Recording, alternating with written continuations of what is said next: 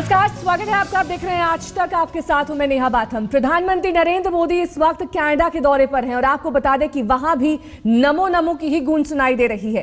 Toronto के रिको कोलाजियम में मोदी ने करीब 10,000 भारतीय समुदाय के लोगों को संबोधित किया और उनकी हर बात पर हॉल तालियों की गड़गड़ाहट से गूंज उठा। वहां मौजूद लोगों से पूछा, केम छो? आइए आपको भी सुनाते हैं पीएम मोदी के भाषण की सबसे अहम बातें। आप सबको नमस्कार।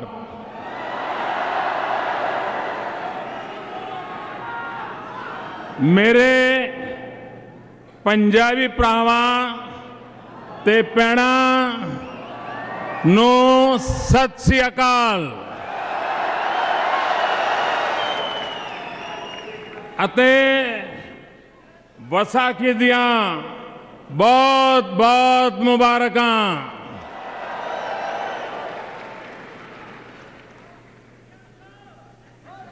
केम छो?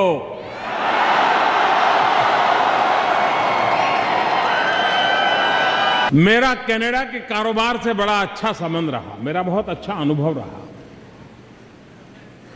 मैं गुजरात में मुख्यमंत्री रहा कई वर्षों तक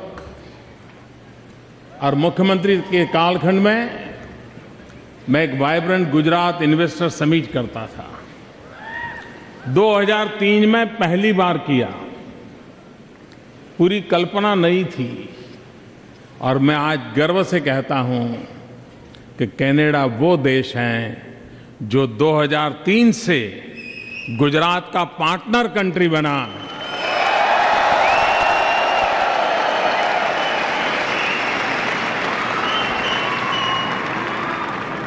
एक डेवलप कंट्री के लिए किसी देश के एक छोटे से राज्य के साथ पार्टनर कंट्री बनना, ये निर्णय छोटा नहीं होता है, लेकिन कनाडा ने वो निर्णय किया और अब तक निभाया है।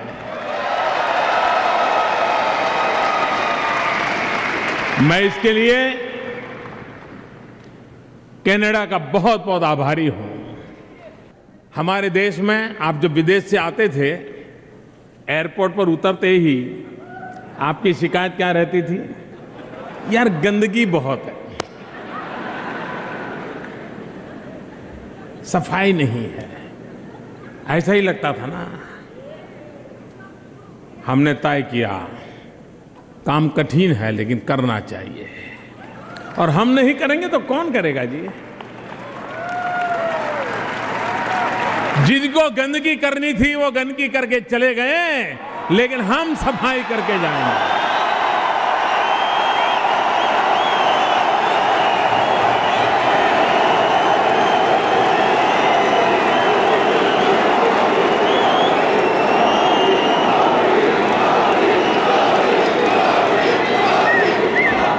और आज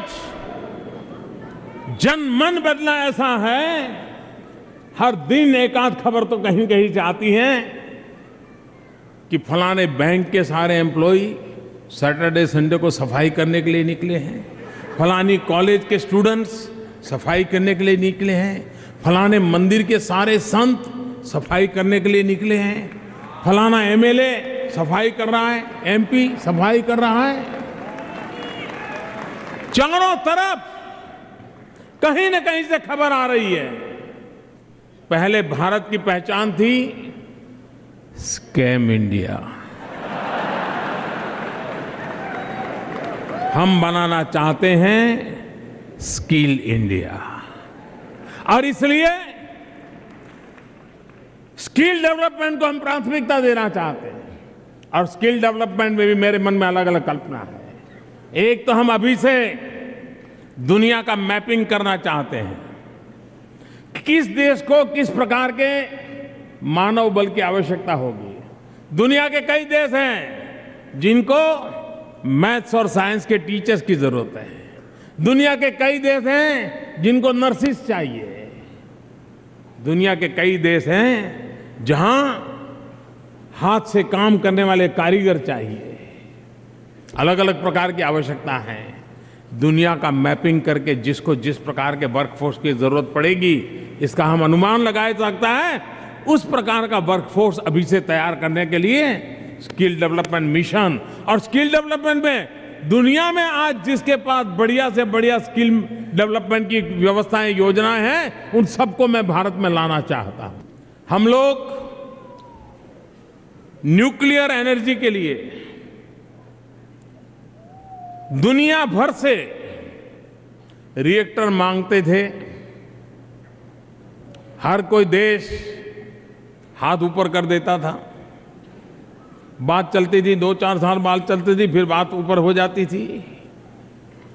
बहुत लंबे अरसे से विषय पेंडिंग था, कोई देने को तैयार नहीं था, क्योंकि सबको लगता है कि कहीं बॉम्ब न बना दे,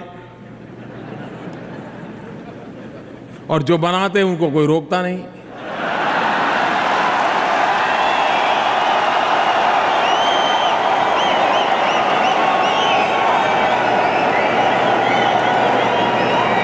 रोक पाते भी नहीं।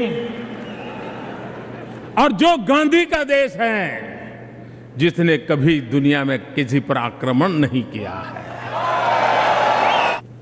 कई वर्ष हो गए एक रिएक्टर के लिए भटकना पड़ रहा था। इस बार हमने फ्रांस के अंदर एक कंपनी के साथ, भारत की कंपनी का एमओयू हुआ है, और मेरे लिए खुशी की बात है, सबसे बड़ा काम होने वाला है। अब वो रिएक्टर भारत में बनेगा।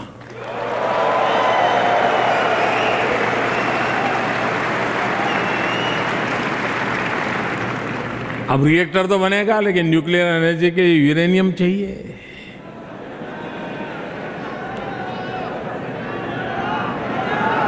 और यूरेनियम आपका कनाडा मुझे देगा।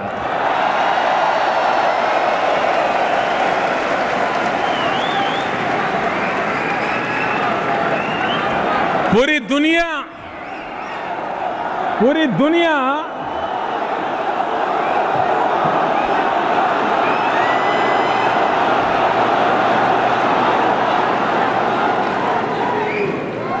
हम लोग जब छोटे थे तो सिनेमा का एक गीत सुना करते थे,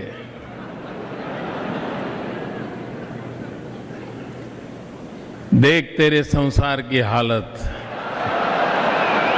क्या हो गई भगवान, कितना बदल गया इंसान। उस समय एक पीड़ा थी, व्यथा की बात थी उस गीत में। मैं आज उस गीत को नए रूप में देख रहा हूं कि इंसान बदला है। उस समय पीड़ा थी, कितना बदल गया इंसान, और मैं आज गर्व से कहता हूं कितना अच्छा बन गया इंसान। मेरे नौजवान साथियों, भारत के पास वो संपत्ति है जो दुनिया में किसी के पास नहीं है, और वो है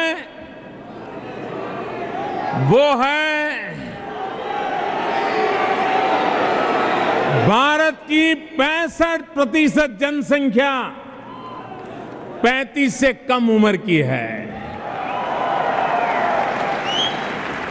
हिंदुस्तान नौजवान है, जहां पर 80 करोड़ नौजवान जिस देश के पास हो, 160 करोड़ मजबूत भुजाएं हो, 80 करोड़ सपने हो, वो देश क्या नहीं कर सकता है दोस्तों। ये एक बहुत बड़ी संपत्ति है हमारी, और इसलिए विकास के केंद्र में मेरे दिमाग में ये 80 करोड़ नौजवान हैं, जिनके हाथ में हुनर हो, जिनको रोजगार का अवसर हो, वे मिट्टी में से सोना बनाने की ताकत रखते हैं, और देश सोने की चिड़िया फिर एक बार बन सकता है दोस्तों। भारत के पास टैलेंट है, टैलेंट में कोई कमी नहीं है। हमारी टैलेंट का सबसे बड़ा सबूत है, भारत ने अभी मंगलयान भेजा, मार्स पर हम गए,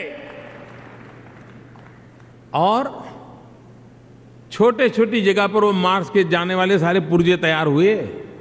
हिंदुस्तान के 5-6 राज्यों में छोटे छोटे स्मॉल स्केल इंडस्ट्री वालों के एक एक पुर्जा बना।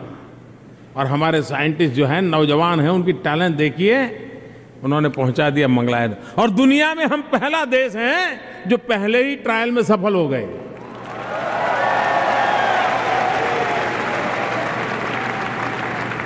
और मंगलयान में हमारी टैलेंट के कमाल देखिए। हॉलीवुड की फिल्म का जितना खर्चा होता है ना, उससे कम खर्चे में मंगलयान पहुंच गया। आप अगर दिल्ली में, लखनऊ में, कानपुर में, हैदराबाद में, बेंगलोर में ऑटो रिक्शा में अगर जाते हैं तो 1 किलोमीटर का करीब 10 रुपया खर्चा आता है। हम मंगलयान की हमारा खर्चा सिर्फ 7 रुपया किलोमीटर आया।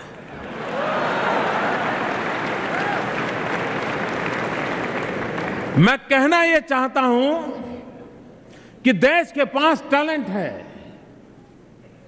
क्या कारण है कि आईटी की दुनिया में हिंदुस्तान के नौजवानों ने नाम रोशन किया?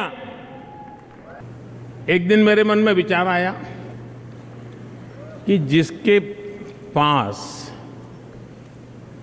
पैसे हैं, सप्ताह में 2 दिन तो डिनर किसी बढ़िया होटल में करता है, 15-20 हजार का बिल दे करके वापस आता है। क्या ऐसे लोगों ने भी गैस सिलेंडर की सब्सिडी लेनी चाहिए क्या? उनको शोभा देता है क्या?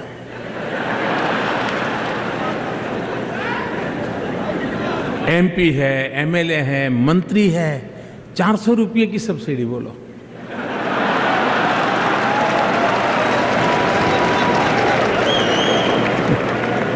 मैंने ऐसे ही बातों बातों में कह दिया कि भाई ये अच्छा नहीं लगता है। हमारे जेब में दम है तो हमने क्यों लेनी चाहिए? गरीब लेने गरीब को मिलनी भी चाहिए, लेकिन जिसके पास संभावना है वो क्यों ले? और सब्सिडी से पका हुआ खाना खाना शोभा देता है क्या?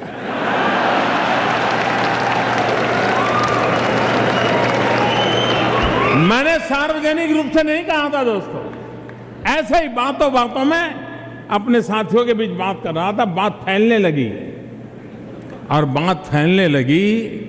आज में हमारे साथियों, जनमन बदला है।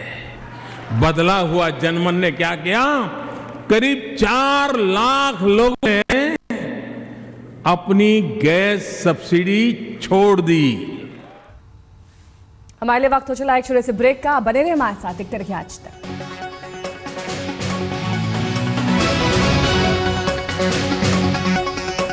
मोदी ने टोरंटो में कहा कि भारत में बहुत सारी परेशानियां हैं, बहुत सारी कठिनाइयां हैं, लेकिन विकास ही इन सबके लिए जड़ी बूटी है।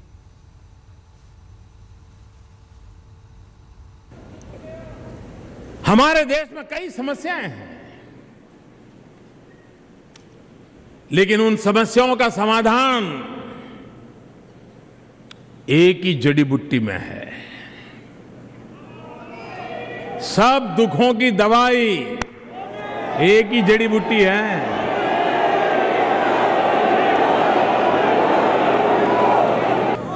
वो जड़ी बूटी मोदी नहीं है, वो जड़ी बूटी, उस जड़ी बूटी का नाम है विकास। आपको जानकर के हैरानी होगी, 1 साल पहले जो सरकार थी,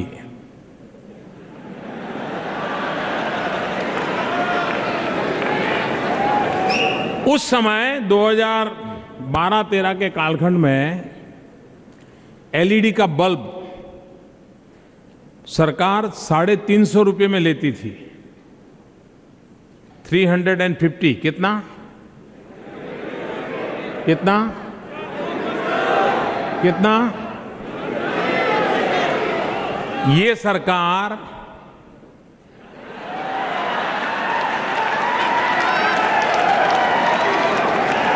85 रुपये में लेती है।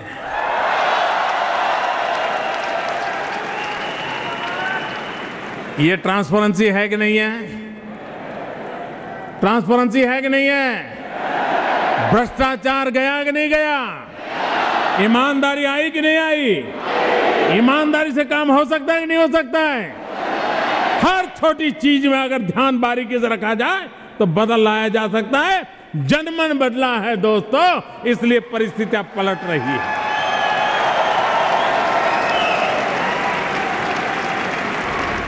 रुकेंगे एक और छोटे से ब्रेक के लिए। आप बने रहिए हमारे साथ, देखते रहिए आज तक।